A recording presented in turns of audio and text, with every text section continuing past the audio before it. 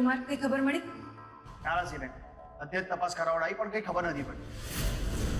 ખબર નથી મળી તો આ બાળકને એના મા બાપ સુધી પહોંચતું કેવી રીતે કરીશું? આપણે એક કામ કરીએ, આપણે એને જ પૂછીએ કે ક્યાંથી આવ્યો છે. એ કંઈ કહેશે તો આપણે એને ત્યાં મૂકી આવીશું.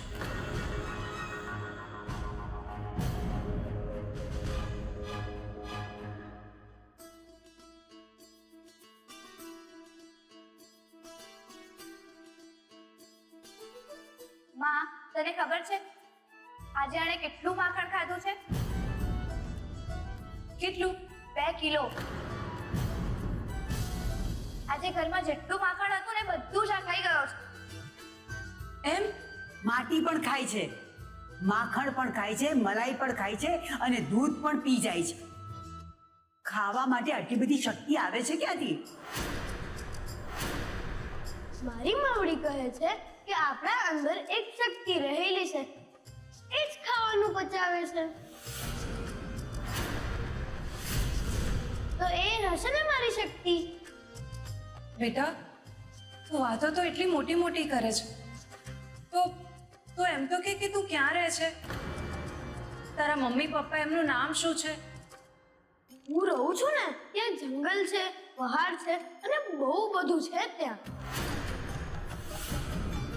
પણ જંગલ અને પહાડ તો ઘણી બધી જગ્યાએ. તું ક્યાંથી છે? હું જ્યાં રહું છું ને ત્યાં ઘણી બધી ગાયો પણ છે. ગાયો, જંગલ અને બીજું શું શું છે ત્યાં? ત્યાં એક નદી છે. અચ્છા, શું છે એ નદીનું નામ? એ નદીનું પાણી કાળું છે. એવી તો કેવી રીતે ખબર પડશે? આ જે રીતે બધું કહે છે ને એમાં તો મને કશી જ ખબર નથી પડી રહી. હવે આપણે કેવી રીતે શોધીશું એ ક્યાંથી છે? એક તો એને એના મા બાપનું નામ પણ નથી ખબર. આજે સવારે જેણે મને સમજાવ્યું હતું કે જ્યારે જ્યારે જે માણસને જેને મળવાનું હોય છે ને ત્યારે એને મળી જ જાય અને એના પેરેન્ટ્સ જ્યાં પણ હશે ને ત્યાંથી અહીંયા એની પાસે આવી જ જશે.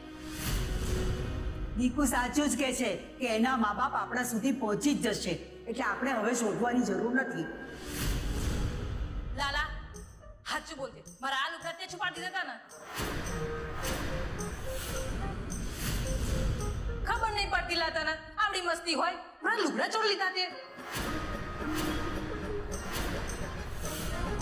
વિનો, એ બદલો લેવાની વાત કરતો હતો ને, તો એનો બદલો આ છે. છોડને, હવે બાળક છે નાનું. હા વિનુબેન, એ બિચારાને શું ખબર? કોઈ બિચારો નથી, આ બહુ તોફાની સર છે તો કાનુડાની જેમ એકદમ નટખટ. માટી ખાય છે, માખણ ખાય છે, મલાઈ ખાય છે, લોકોના કપડાય ચોરી જાય છે, મુગટ ચોરી ચોરીને ફરે છે, જ્ઞાનની મોટી મોટી વાતો પણ કરે છે. છે નટખટ, પણ સાથે સમજદાર પણ છે. જાણે પોતે જ કાનુડો ના હોય.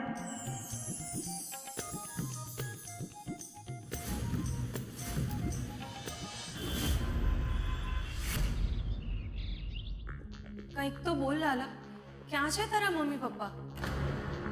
બેટા, તું જે રીતે વાત કરે છે, જે રીતે તું કહે છે, એ ઉપરથી લાગે છે કે તું તારા મા બાપ સુધી નહીં પહોંચી શકે. એક કામ કરજે બેટા, તું અહીંયા જ રહી જા. હા, હું બનીશ તારી માં. એ બાને મને માં બનવાનું સૌભાગ્ય મળશે. રહીશ ને મારી સાથે? બેટા, ચૂપ કેમ છે? મારા મા બાપ.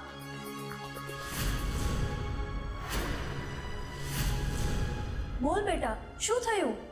મારા મા બાપને છોડાવું છે.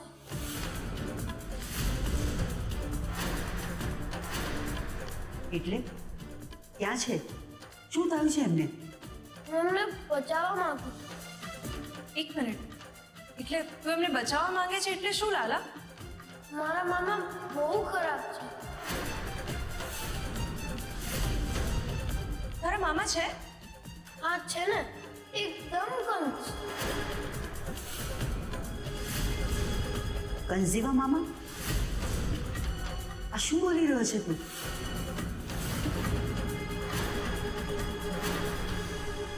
એમને મારી સગીમાં અને મારા બાપુને વર્ષોથી અંધારી કોથળીમાં બંધ કરી રાખ્યા છે.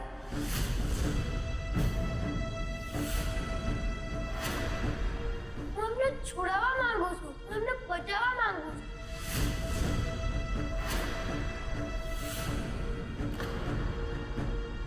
શું?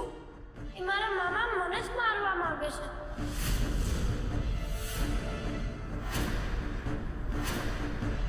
એ મને મારી નાખશે.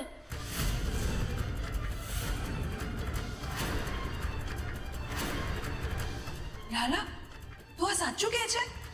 હા, હું સાચું કહું છું. બેટા, આ છોકરાને આપણે જે રીતે સમજીએ છીએ એનાથી બિલકુલ અલગ જ વાત કરી રહ્યો છે. માં, મારા સાચા મા બાપુ તો અંધારી કોથળીમાં પુરાયેલા છે.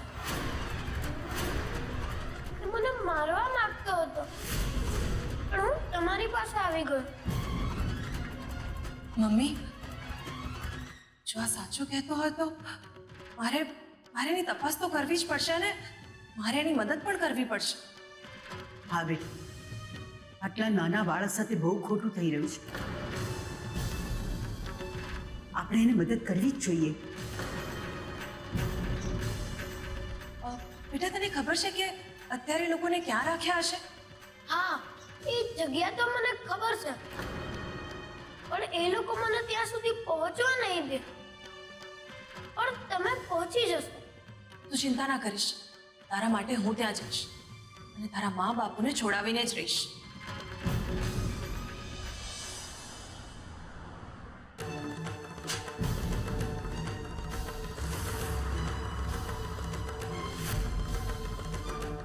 એક બાળક ના સચવાયું, બની એક એમનું અમારા હાથમાંથી છટકી ગયો.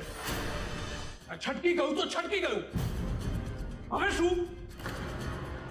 હું કેટલા દિવસથી એ બાળકને શોધવાના પ્રયત્ન કરું છું અને તમે લોકો છો કે અહીંયા રોટલા તોડો છો? 2 દિવસમાં અમે તમારી આગળ એને હાજર કરી દઈશું. જો જન્માષ્ટમી નજીક આવે છે એટલે જન્માષ્ટમી પૂરી થાય ત્યાં સુધીમાં આપણે એને નહીં શોધી શકીએ તો સમજી લેજો કે આપણી આખી મહેનત પાણીમાં જશે. કારણ કે વર્ષોથી મેં મારા સગા બેન બનાવીને ગોંધી રાખ્યા છે, પણ હવે જે દેખાય છે એ પ્રમાણે બાળક મારા આખા પ્લાન પર પાણી ફેરવી દેશે, પણ હું એ નહીં થવા દઉં. જે માટે મારે તમારા બધાનો ભોગ કેમ ન લેવો પડે? ના સાહેબ, પણ એક ટીપ પડી છે. સાચી ખોટી ખબર નહીં. કેવી ટીપ? સાહેબે બાળકને કોઈના ઘરમાં જોવામાં આવે છે. ઘરમાં? હા પછી રાહ કોની જુઓ છો? પકડી લાવો એને. સાહેબે પોલીસ વાળાનું ઘર છે. ઓ હવે હવે એ ઘરની બહાર આવે, આપણે એની રાહ જોવી પડશે.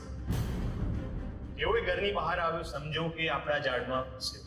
ગમે તે કરો, માત્ર જન્માષ્ટમી સુધીનો સમય છે આપણી પાસે.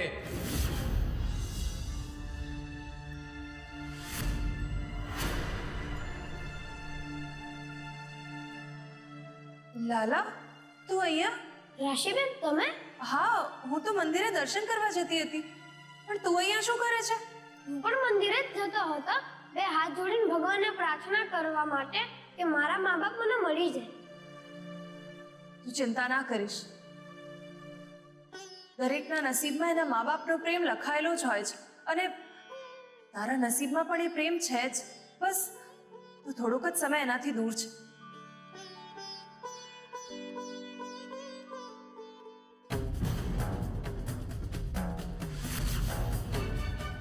માછલી જાતે જાળમાં ફસાવા માટે આવી ગઈ છે. આજે ગમે તે રીતે આને છોડવાનો નથી.